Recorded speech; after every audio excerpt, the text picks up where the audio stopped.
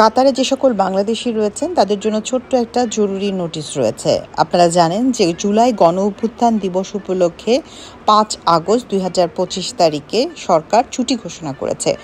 অনেক এম্বাসি বিদেশে অবস্থিত যারা ইতিমধ্যেই তাদের ছুটির কথা জানিয়েছে, সেদিন দূতাবাস বন্ধ থাকবে। ঠিক তেমনি ৫ আগস্ট দোহাতে বাংলাদেশ যে মিশন রয়েছে সেটি বন্ধ থাকবে।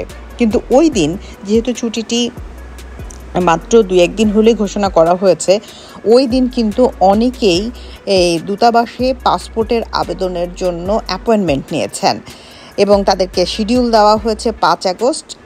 তাদেরকে আগামী ৫ আগস্ট বন্ধ থাকার কারণে ৮ আগস্ট আসতে বলা হয়েছে। নতুন করে আপনাদেরকে এই পাসপোর্টের আবেদন করতে হবে না, কিন্তু ওই একই কাগজপত্র নিয়ে ৮ তারিখ দূতাবাসে যাবেন এবং যে শিডিউলটি ৫ আগস্ট ছিল সেটি ৮ আগস্ট স্থানান্তর করা হয়েছে।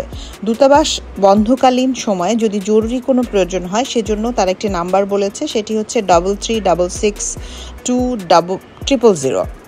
এই নাম্বারে যোগাযোগ করতে বলা হয়েছে। আমি নাম্বারটি আবার বলছি, 33662000।